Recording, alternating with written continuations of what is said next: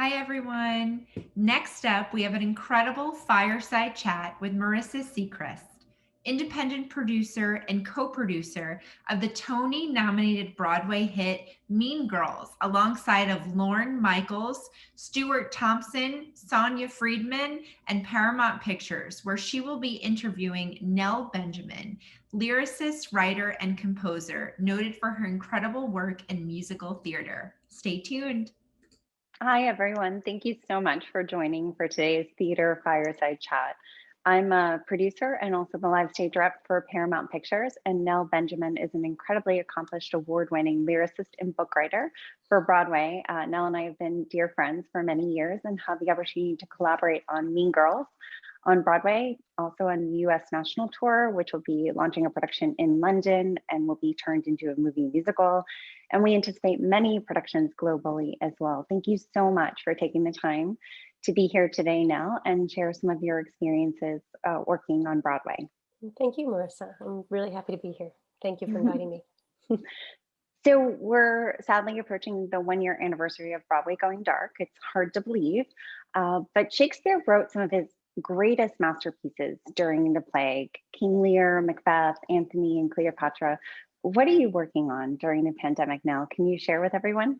Well, first of all, I love the comparison to Shakespeare. Thank you. You're a Definitely. genius in my eyes. That just starts your whole week right. So actually, in some ways, yeah, I feel like from a writer's perspective, I am doing some of my best work because I'm able to take the time to work on things that were sort of dream projects, the babies that you have that you don't necessarily work on until someone gives you a deadline. You're sort of like, oh, this is my thing. This is my idea. This isn't based on anything. And so Larry and I, my husband, Larry O'Keefe, brilliant composer, lyricist, book writer as well, and I are working on the musical that we've been meaning to finish for years, which is set in a Renaissance fair and is called Huzzah! Exclamation point. And it's strangely been very prophetic about some of the things that we've gone through recently, not so much with the plagues, although there are references, because there's a lot of Shakespeare references in the Renaissance Fair and in the show. But, it was always sort of like looking forward to divisions in America and how you sort of reach out to people who are not like you and build a crazy, freakish melting pot of folks.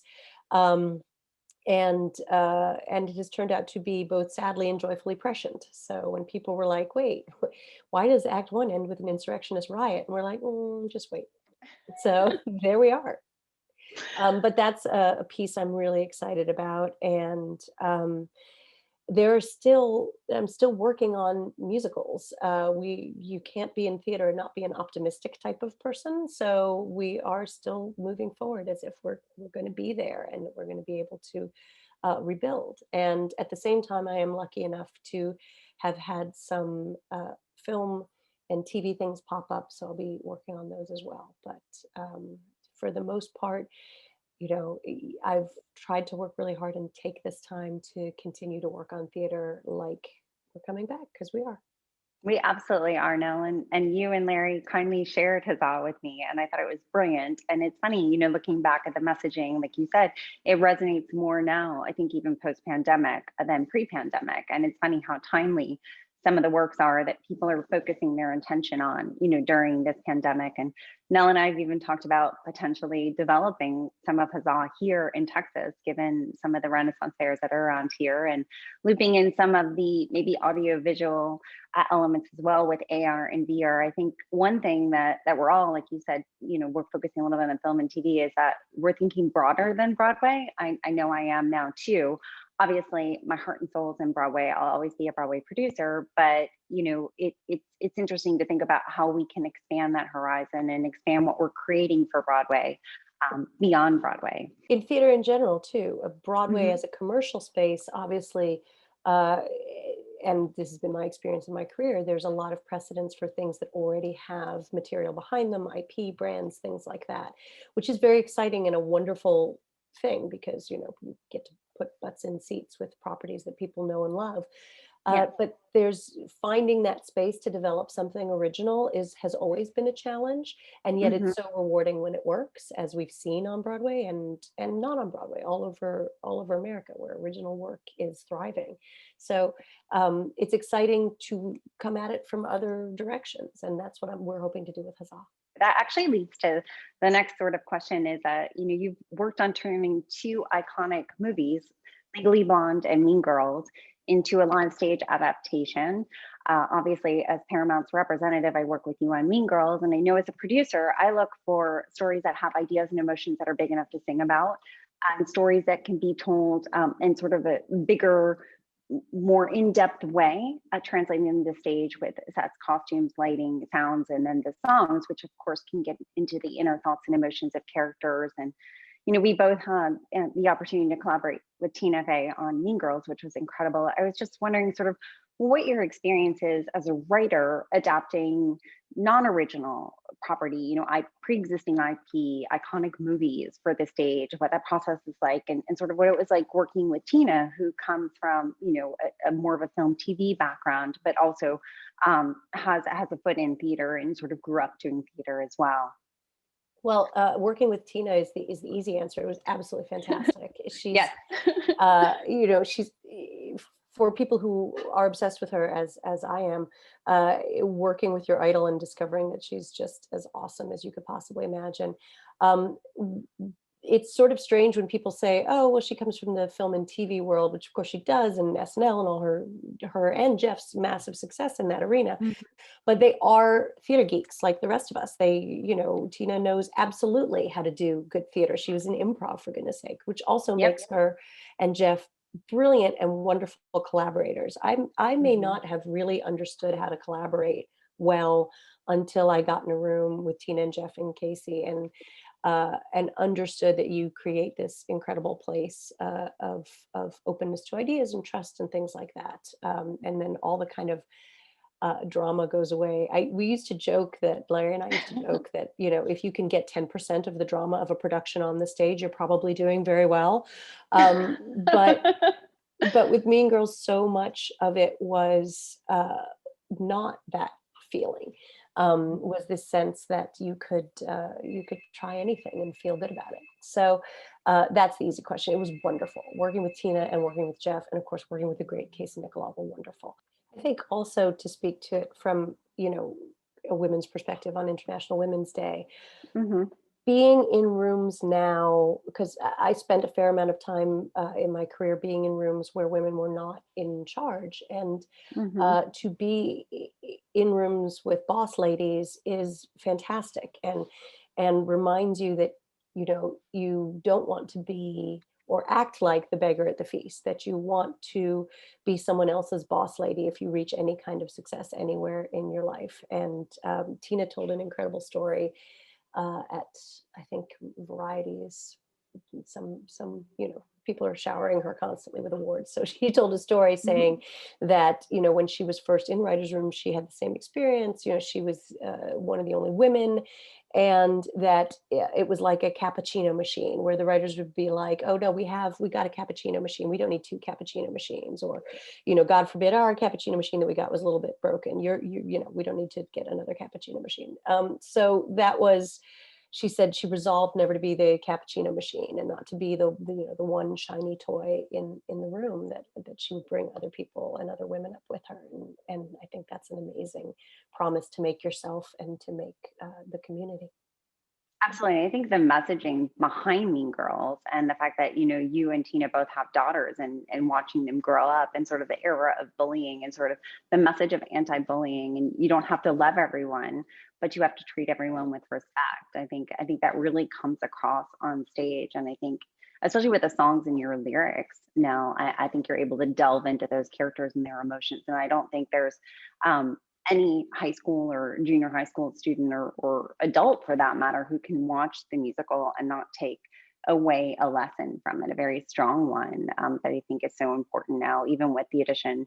The one big change we made from the movie is the addition of social media, and the fact that with that as an instrument, bullying can hit harder and faster. And I think, you and Tina really unearthed something that was incredibly important and lands so beautifully without being in any way preachy because of the humor behind the musical. And I want to thank you for that, because I know I've certainly gotten many notes as a producer, from women of all ages and men too, about how the show has really changed the way they think about handling other people. So thank you for that too. Well, you're welcome, I guess. Thank you. Thank you for producing it. Musical theater can be inherently a bit of a preachy medium because it's very community based. You sit in a community of people to watch it, and really great musicals have some underlying theme of how we should treat each other or how we should live. But that said, we don't want to be producing anti-tainment. We don't want to say, oh, who needs the spoonful of sugar when the medicine is so good for you? So I think, one of the joys of working on Mean Girls is making us laugh was at the forefront. For me, especially with being in a room with Tina and Jeff, trying to make them laugh was like a holy grail for me. When some lyric or some joke made them laugh, it just, it was a religious experience. And so that was kind of in the front. But then, just like the original Mean Girls movie, which was incredibly well researched with actual, Queen Beans and Wannabes and the books that there's continuing research on how young women are socialized. That's gone on since Mean Girls the movie came out, and we incorporated a great deal of that into the show to go beyond just saying, hey, girls, don't be mean to each other, to saying, well, what is it that makes for relational aggression? Why does relational aggression seem to crop up in female circles more than it does in male circles? And that became the core of songs like I'd Rather Be Me, and new versions of scenes like the She Doesn't Even Go Here scene. And it was very exciting. Yeah, for sure. And just to give some context, so Queen Bees and Wannabes is the book, or also my book, upon which the movie Mean Girls was based. And, that was very instructive, and Tina's idea to even conceptualize the movie. And Janice has this incredible song, I'd Rather Be Me, that really sort of belts out, individuality and embracing that individuality in an era where conformity and trying to fit into the stereotypical how a woman should behave, it can be harder with the social media lens. And I think it's really a brilliant number. So for those of you who haven't seen the musical, come see us on tour. So another question I have is that, you collaborate with your husband, Larry O'Keefe, who's also a dear friend and colleague and incredibly talented. And you and Larry have a daughter. How do you keep sort of the work and family life separate? And how do you manage that personal and business partnership with Larry?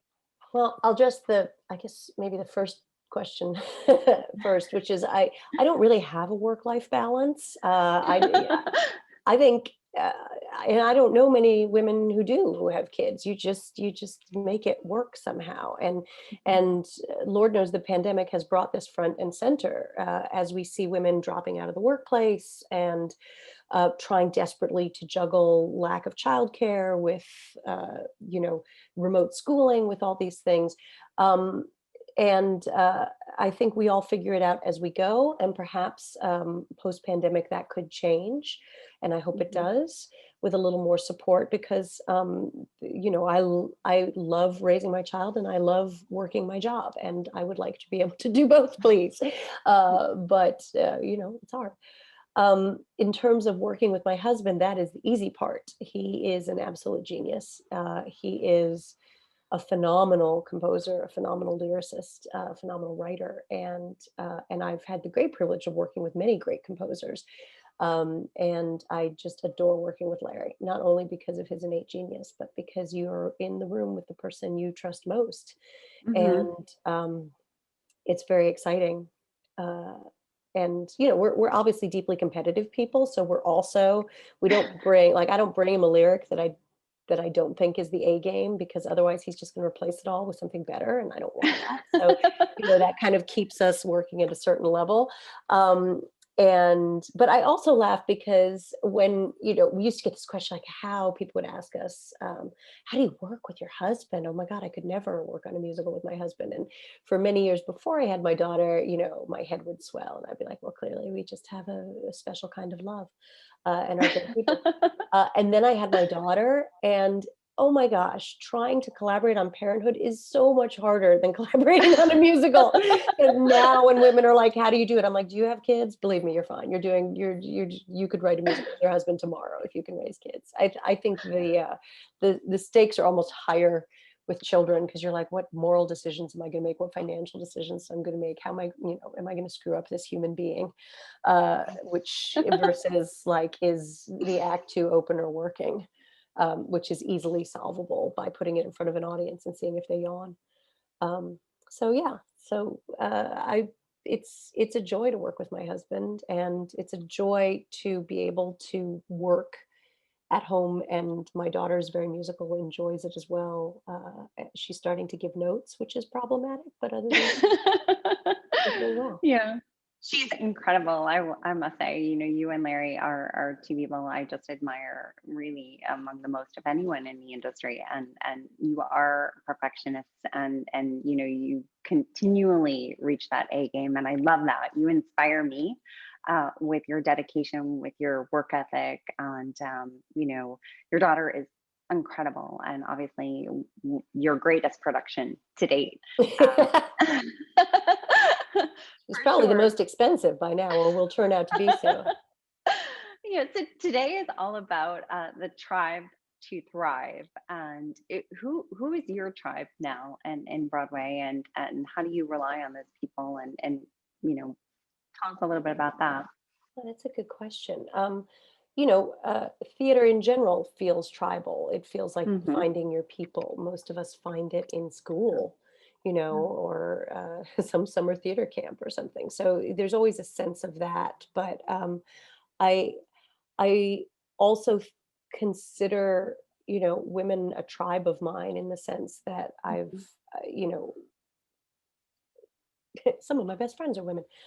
Sorry, just so silly to say, but yeah, working towards um, really telling those stories and allowing a female perspective to be seen is very important to me. It's, one of the reasons I loved working on Legally Blonde. I love working on Mean Girls. I love working on Huzzah, which has at least two, and the two leads are female, and then it has many, many female characters in it.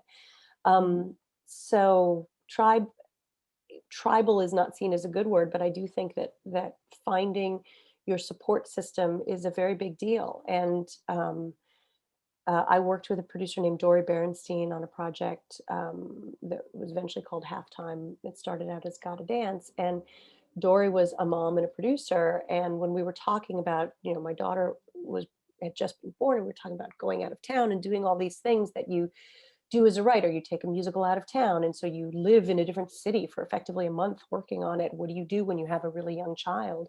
Mm-hmm. And Dory reassured me that we would work it out. And that felt like, oh, a tribal moment. We're going to Yes. make this work. My same point about Tina and the Cappuccino Machine. We are, theater people are coming together to work it out. You can see it both joyfully and distressingly in the pandemic, when there are so many sort of virtual fundraisers and productions, and people just doing anything creative they can to help out their friends and the organizations that have gone dark. So yeah, I would say certainly theater is my tribe. Other women are my tribe. My family, of course, is my tribe. And right now in New York is my tribe, but hopefully you leave room for interaction with other tribes. Yeah, no, I think that's great. I think that cross collaboration amongst tribes, it can sometimes yield the most brilliant results. Thank you all for joining. It's been a pleasure. Nell, I appreciate your time. I know you're very busy. This week is a week of a lot of deadlines for you. So thank you for taking the time to be with us. It's always a pleasure, and can't wait to be back in person working together soon.